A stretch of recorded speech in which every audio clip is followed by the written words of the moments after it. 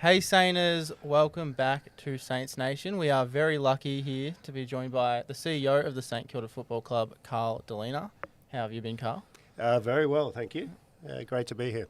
And thank you to Dean for helping us set up this interview. And I think it's best that we sort of talk about why or how we got here with the Holmesglen and St Kilda partnership. So last month we announced our new partnership with Holmesglen. Do you want to just touch on that a bit? About the partnership and what current and future students can expect? Yeah, sure. We've had a bit of history with Holmesglen over the years with supporting the diploma programs. But for the first time in 2026, we'll be partnering on degree programs as well, which is a first in the AFL for clubs working with educational institutions. So that's going to be brilliant. We're looking forward to it. I mean, what it involves is a lot of interaction with the club, a lot of practical experience when you come along to the club. And as part of the course, spending time at Moorabbin, understanding how the club works, integrating with our media team, with our marketing teams, really working through in a practical way what it means to work in sport. So I think it's just invaluable as an educational tool. Yeah, and we've already seen some success stories with Jared, who is the social media manager at the Saints. Mm-hmm. He started with the Holmesglen Future Degrees course. So anyone watching who's interested in that, definitely look a bit more into it. It's been great for us so far. Obviously, we've been able to get Carl on already. Yep. And I guess what goals do sort of St Kilda want to see from that partnership? Well, I think we've been working with Holmesglen to look at how do we grow enrolments and grow the numbers in the courses for the degrees and really make it a flagship offering for the industry. Yeah, that's completely fair. But I think it's time we start touching on a bit more of the footy side, and we'll probably start with just your career and how you moved from CEO of North Melbourne to now you're the CEO of the St Kilda Football Club. What did you take from your role at North Melbourne to now being here? It was sort of similar challenges when I started at North. It was a club that was struggling a bit, it was struggling financially as well as on-field.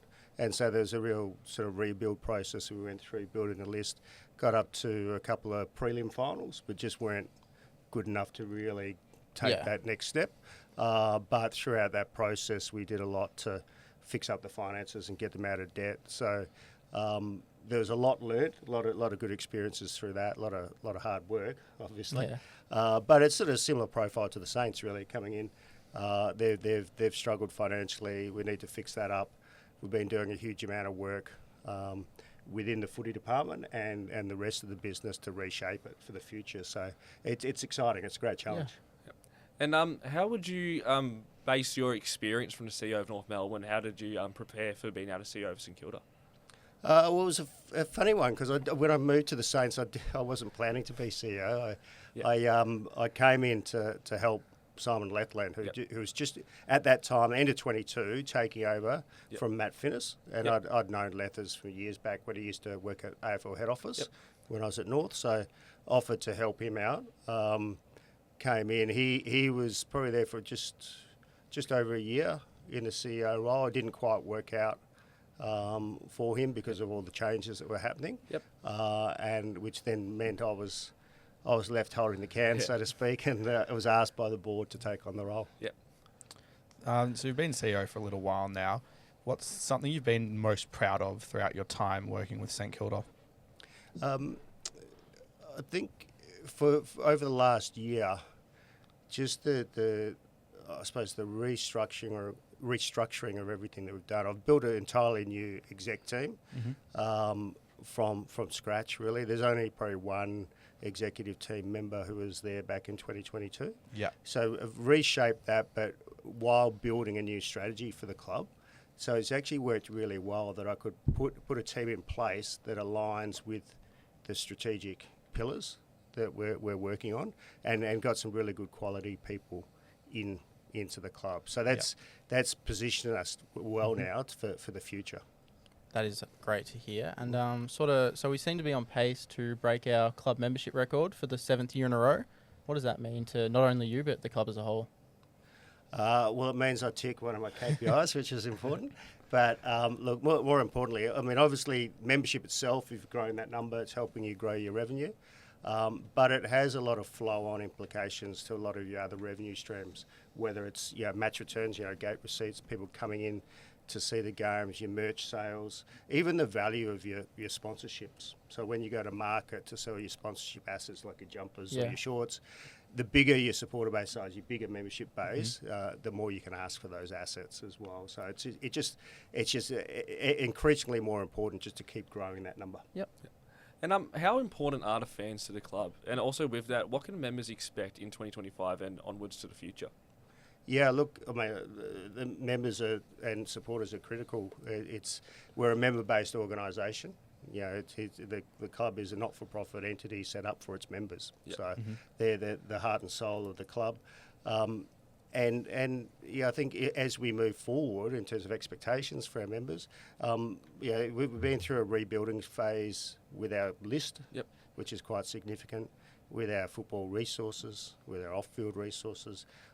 Everything we're doing is really setting up for a new wave, if you like, or a new future for the club, and taking us from where we were, which is sort of battling along and just middle of the road. We just don't want to do that anymore. We can't afford to do that.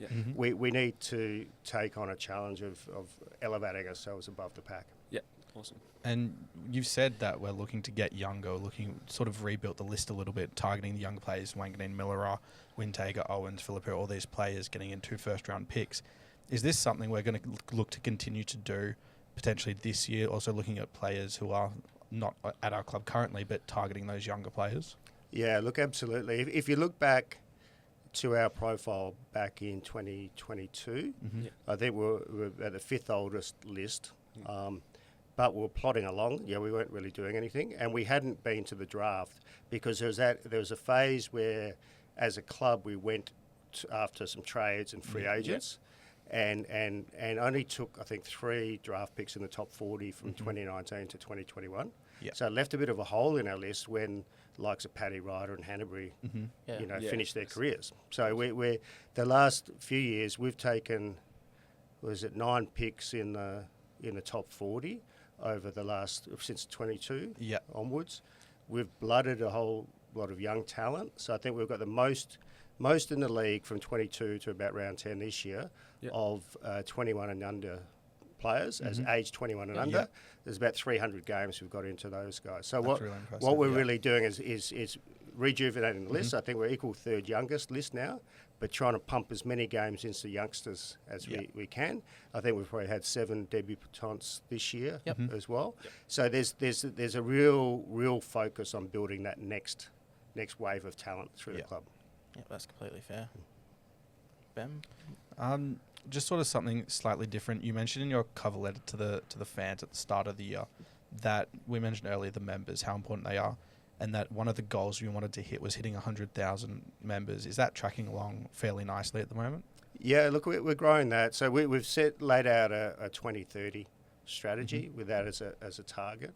So there's 100,000 members, getting out of debt and having basically flipping from being 6 million in debt to having a $10 million future fund, which is the target for the off-field. We're progressing along well. Membership can wax and wane depending on performance year to year, but what we're trying to do is come up with new initiatives so we keep that growing, and it's growing this year, which is good. Yeah, and in that letter, I believe you touched on a bit how we wanted to play more home games at the MCG. We've seen it with Spud's game. Have you got any indication from the AFL that that's what we could be looking at next year? Yeah, it's like banging your head against a brick wall with the AFL. But look, we have made some progress because 3 years ago we didn't have a home game at the MCG. We started off with our 150th and then switched that into Spuds, which had been played at Marvel previously. But pretty much got assurance from the AFL now that we're locked in with that game as our marquee fixture. We've softened our Marvel deal, so we don't have to pay a fine to move a game to the MCG.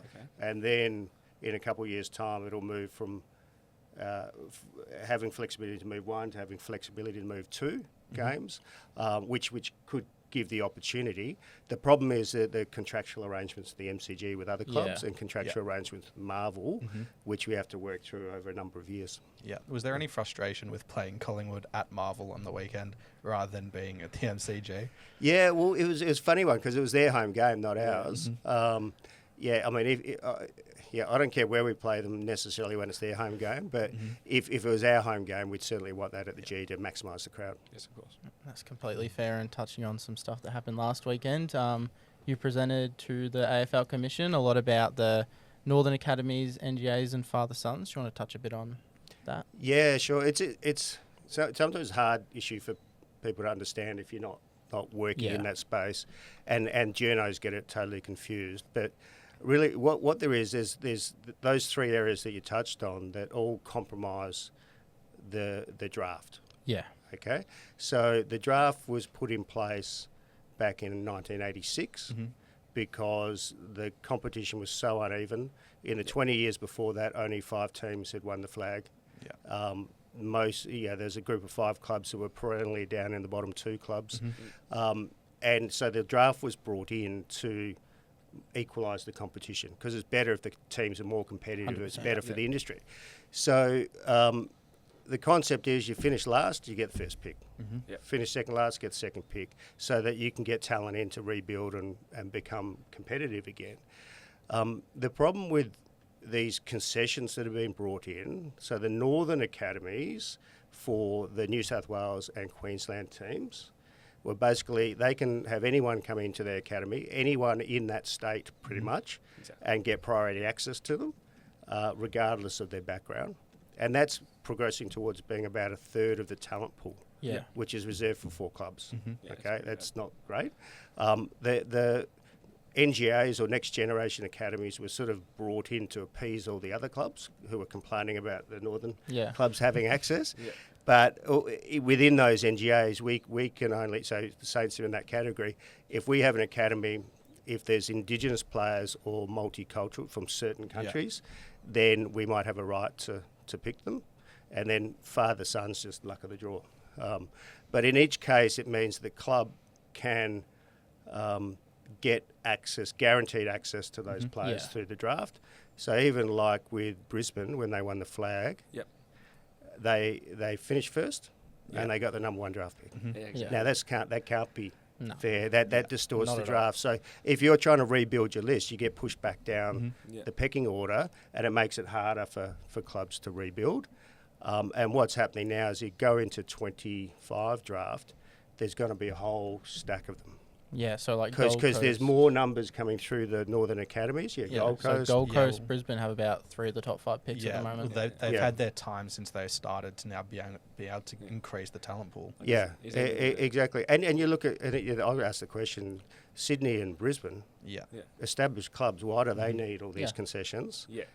They've won more premierships than the Saints have. And then also both in the grand final last year too. Exactly. So the thing is, it gets really emotive, and I think you on the way in, you were mentioning, I think, Dave Matthews and some of his comments, the CEO of GWS, he just rants about anything. That they try to protect their patch, as you would, but we've tried to approach it really logically. So our submission that we put in with the commission and presented to them looked at the draft history going back to 1967, all the inequities up until 86, how that was all fixed with the pure draft, but then how that's all changing again. And we're almost going back to the old school of basically having zones where you pick from, which caused all the inequity in the first place. So we say, let's go back to a pure draft as much as possible. Now, that's not going to happen this year because it's too hard to change, but maybe tighten up some of the rules, make it harder for clubs just to take massive concessions out of the draft.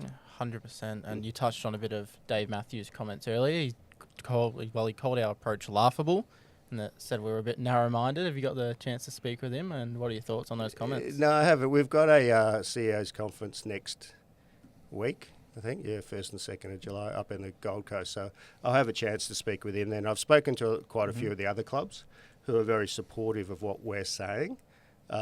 Dave's going to, of course, try to preserve any concessions that he has. But I don't think it's justified anymore. The clubs have been around for a long time. All clubs are running academies regardless. I don't think you need draft concessions to run an academy. Just run your academy, generate the talent, and then it's the luck of the draw in the draft. You have a pure draft. It's a very unfair playing field, I think, with that right now. And if you add on in a couple of years' time, assuming all goes well for Tassie, Yeah, Yeah. You're going to have another round of concessions like Gold Coast and GWS got when they came in. They'll get all these draft picks handed to them. And so if you overlay that with all the other concessions, it's going to be And you'd a assume disaster. their academy zone would be the whole of Tasmania. Yeah. Yeah. And so they have like players like Riley Sanders, Ari Schoenmaker, of course, and like Colton McKercher obviously would have gone straight to them. That's right. Yeah. That's right. And if you look back in our history, in terms of players that we wouldn't have had, Yeah. Nick Rewalt, Justin Kazitsky, these guys would have been in academies. And we wouldn't have had access to them. So you got to have a national talent pool. Yeah. You can't reserve whole swathes of talent for just a few clubs. It just doesn't work. I do agree. And I guess I just want to touch on something. We didn't write it down, but we've also talked about how we want to recruit Bayside talent a lot. Like, is that a part of it? Like, we feel the need to bring in these players with like a home field advantage? Yeah, it probably goes to the thinking like, so how Geelong has been pretty successful about bringing talent back. Yeah, Paddy Dangerfield, because he grew up in Moggs Creek, and so there's that personal connection with an area. So there is a bit of that thinking, that sort of Bayside boys type mentality. If we build the relationships with those players as they're coming through, say Sandy Dragons or the Brighton Grammar or Haileybury or wherever, build that connection so that if they're getting drafted somewhere else interstate, that at some point in time, if they feel like coming home, it's a natural familiar environment for them to come back to, and they've got connections with the club. And we've heard that a fair bit this year as well with some players. Don't need to touch on them. I don't know. Do you want us to touch on the players? Oh, you can if you like. Oh, well, Miles Bergman is one name that's been chucked around in the media. Is one that wants to come home. That would be, a great player in our team. What do you think about him? Yeah, look, I think he would slot in very nicely. I think, and it's interesting with the whole discussion with Naz as well, and about him staying or going, and people get caught up in it a bit. But if, say, Port Adelaide wanted to take him, they'd have to come up with the world's best trade. Exactly. He's not a free agent. So you could package up a few of their players and a few picks, and we'll have a look at it. But I think we'd prefer to keep Naz. But if we can pick up players like that along the way, all well and good. And I think we're being pretty active in that space to look at how do we complement our talent. We've got our youth pipeline coming through. How do we top it up with some slightly more senior players? Because we do have that a bit of a hole in our list between the really senior players and the juniors. And 29s. Which is not going to the draft in those years. So how do you repopulate that sector of your list? Yeah. One thing I do want to touch on is you mentioned earlier with the draft and how there's a fair bit imbalance. One thing that was pointed out is a lot of the draft points with the picks, there was an issue with that, and that wasn't fair in terms of when they were bidding on these players. Have the AFL communicated with you or any of the clubs that there has been change with those values? Yeah, so for 2025, the draft value index, or DVI, has changed. So you start off, to your point, pick one's worth 3,000 points, and then it drops down from there. And so by the end of the third round, or pick 54, it's back to zero, okay? And that's relevant for if you get a father-son, or if someone bids on them at pick 5, or if it was pick 1, you'd have to come up with 3,000 points to match that. So if you had pick 1, done, you can do it. But it might be pick 2, 7, 12, or whatever adds up to 3,000 points. That's how you match those academy picks. The problem was clubs were stockpiling picks 70, 71, 75, 76. So all the points added up, but just giving away no value to get a top-line player. So that's what the change in the DVI is supposed to do, to make it a fairer price. We don't think it goes far enough, because there's still a discount in the point system to get them. If you look at it, guaranteed access to any player, particularly at a higher level in the draft, is a massive benefit. But we say, you pay a discount.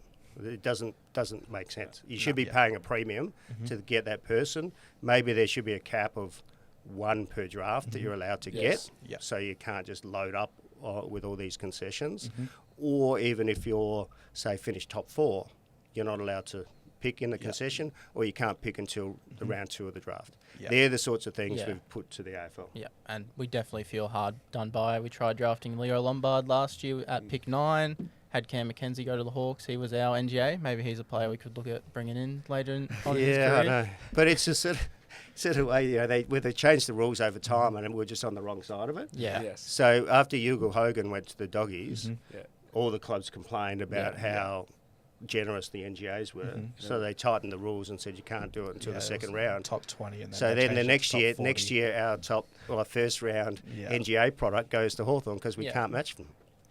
It's just crazy. Typical AFL. Yeah, that's right. Not really Yeah. a fair playing field at the moment with that whole draft process. No, it's just, I mean, in an ideal world, you take away all the concessions, Yeah. and it's just back to what it was supposed to be when it started. Yeah. As it should We be, I just believe. put too many layers on it, and now we're putting band-aids on a broken system. There's so Yes. many like leagues in America that have such good stories from just like, for example, with Steph Curry, what would his career be if he went to Charlotte Hornets under the father-son rule? Yeah, that's Confuse right. what it is now. Yeah. Yeah. Stuff Yeah. like that, which we will see to change. I think eventually will happen. Yeah. Yeah. I think, the hardest one to change for a lot of people's minds is the father-son, because it's been around there for a long Yeah. time, and there's some romanticism Yeah. there. It's a shame that Nick Dacos is so good. Yeah, just all the stuff that happened with him on the weekend. Collingwood teams that best player was a father-son. Also, Premiership Cattle was a father-son. Yeah, and you look at Darcy at the Doggies as well. Yes. So, Yeah, some clubs yeah. are really benefiting from Yeah. the concessions. The Norm Smith but of last it's, year. it's the luck of the Both draw. of them in Yeah. the top pick this year too, and then also Yeah. they've got a really good winger in Jasper Fletcher there too on a Yeah. father-son. Yeah.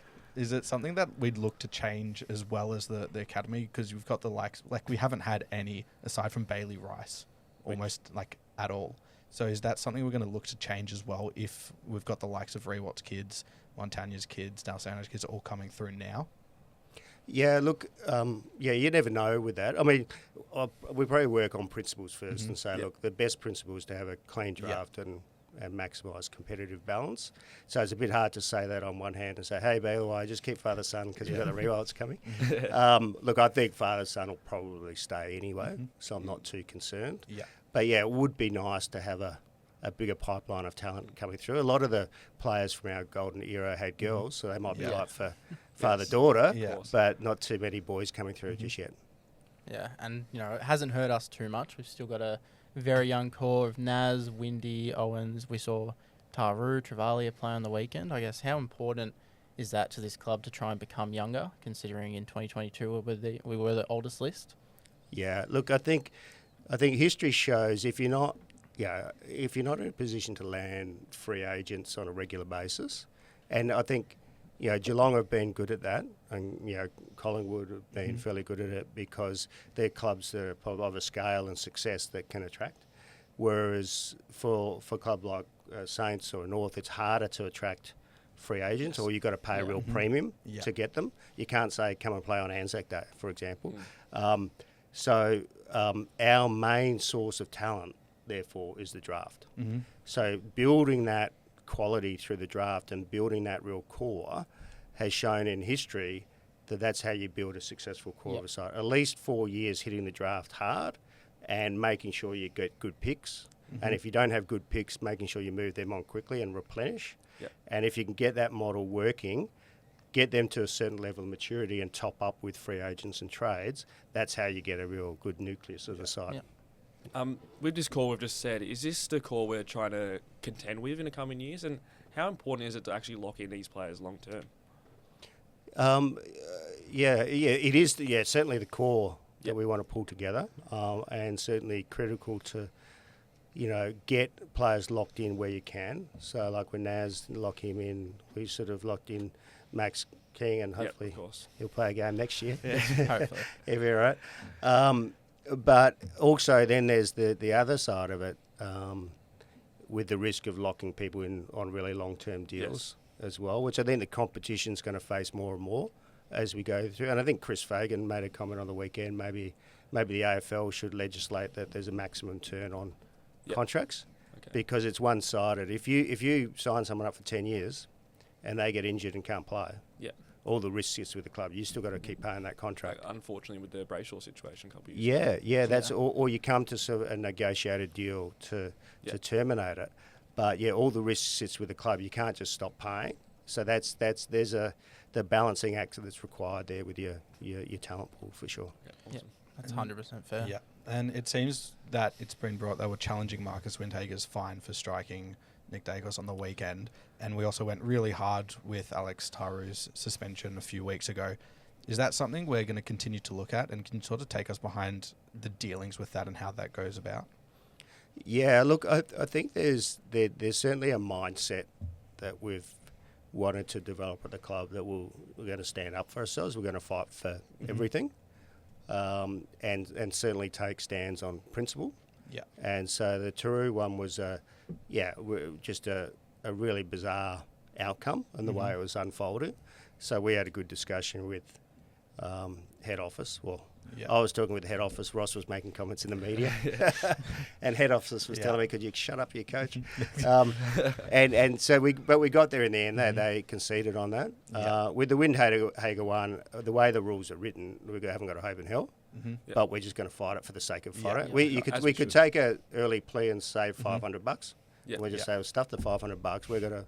We're going to make a point here, and we're going to complain about this because we just think it's right. Yeah, 100%. Okay, fair. so it's almost like a PR stunt that we're doing on that one. Yeah. But we want to make the point that we'll stand up to it. Does Windhager have any decision process in that, or is it just more the club challenging it? Yeah, no, we asked him about it. Yeah. We'll cover the 500, and he can cover the reduced amount as if he'd done an early plea. Yeah. But I think it's just we had a good discussion on that this morning and made that decision.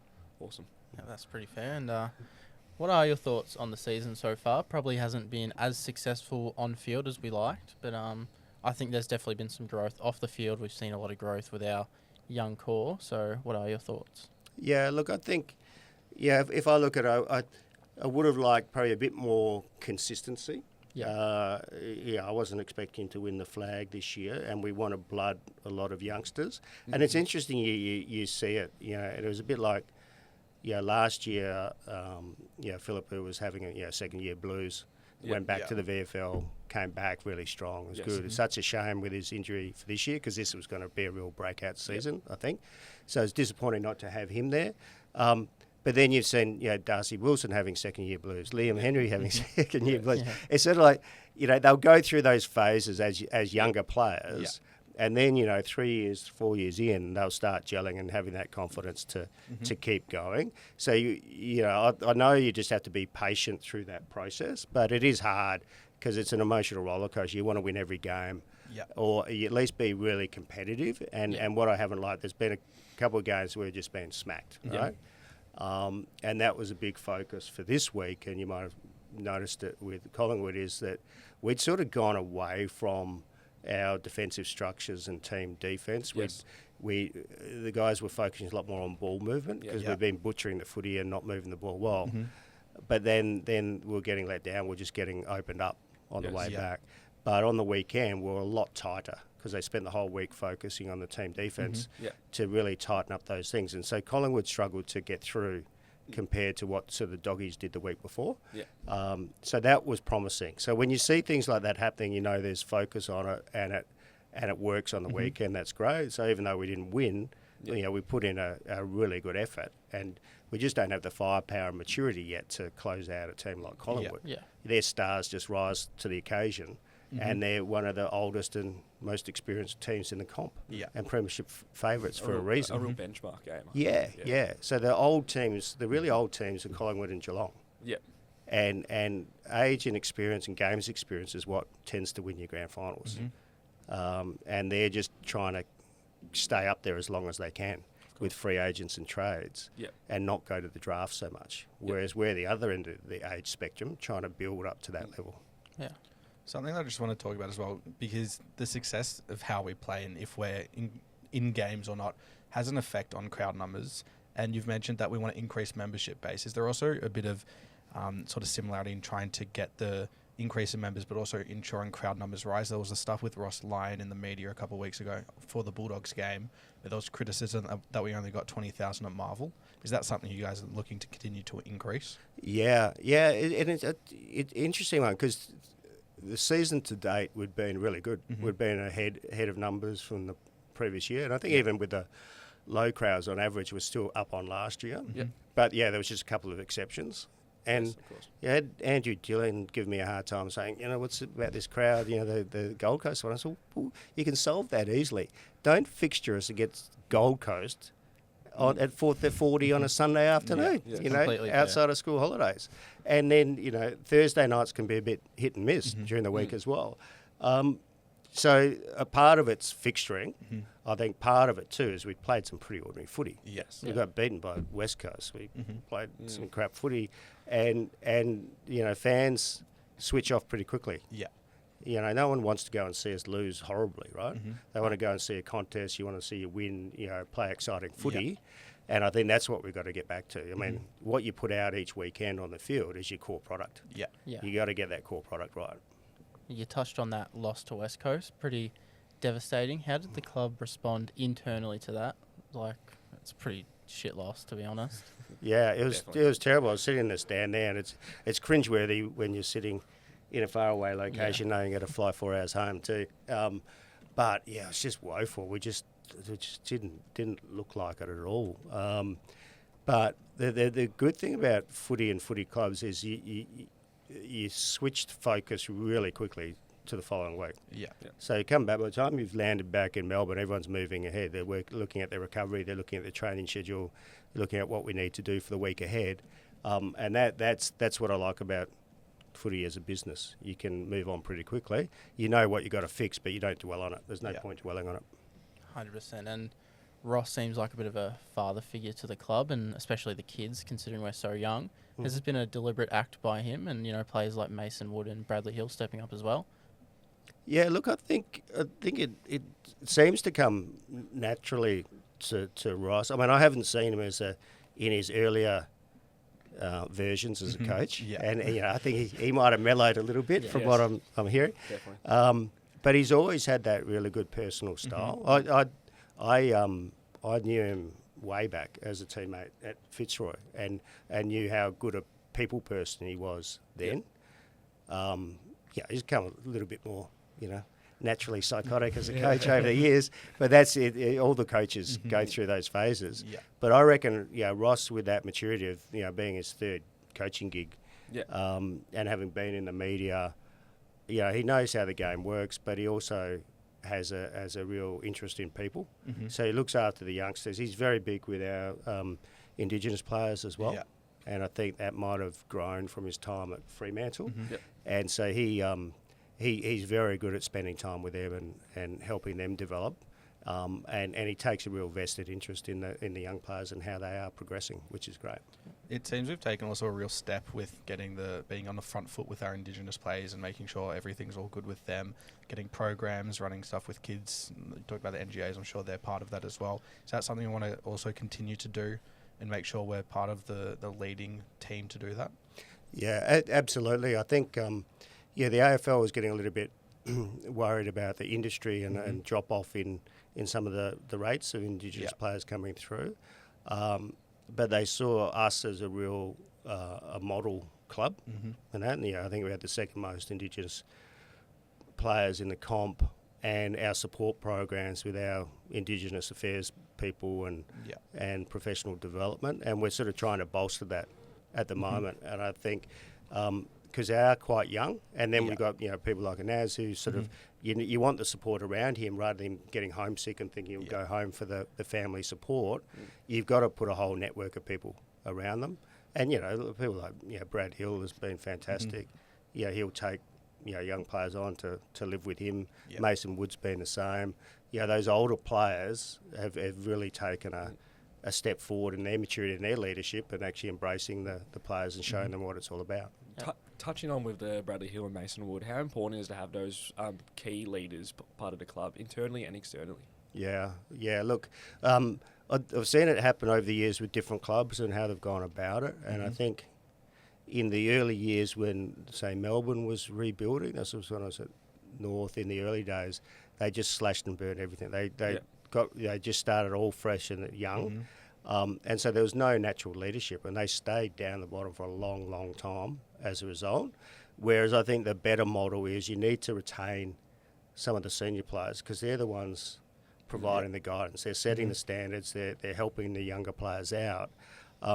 and you just need that core at least of players. You might change the structure a bit, but you need some senior players. I think Hawthorn's probably done it well recently. They traded out players, but they kept some of this. Jack Gunston's still firing, but he's a role model for the younger players. Yes.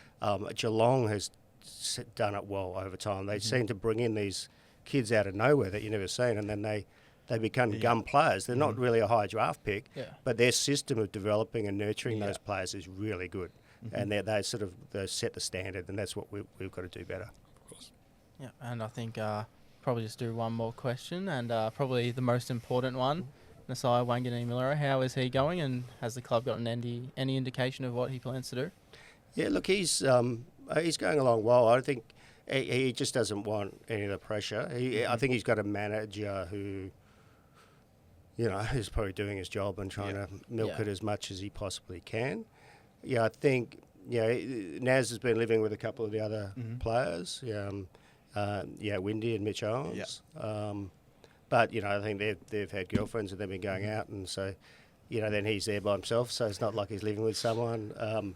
But I think he's got really good support around him. I think his family's very supportive, and Ross has got a good connection with the family.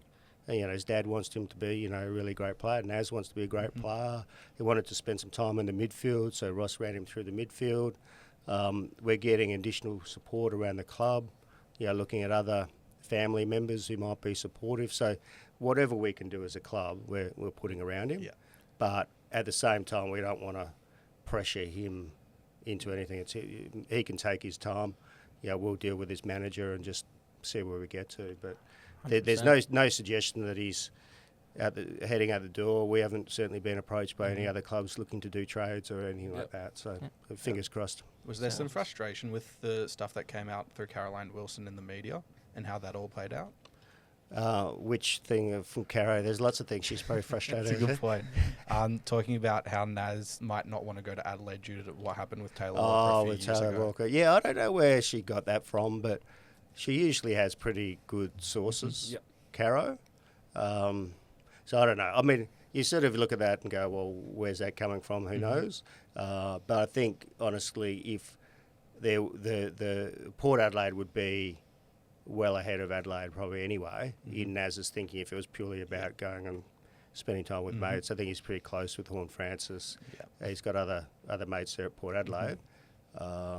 So, I really don't know with Adelaide. But I can't see either side, even if Naz had an inkling to go home, of them being able to come up with a deal that would satisfy us anyway. 100%. He's way too good. Yeah, that's right. 10 first rounders. And yeah. Any other questions from you boys? I think I'm all good. Yeah, I think that will be it. Thanks for hopping on with us, Carl. I know probably took a bit too long out of your time, but thanks anyways, and hope we can see some success in the future. Yeah, fingers crossed, and thanks for having me on. It's been fun. Thanks, man. Thank you very much. Okay.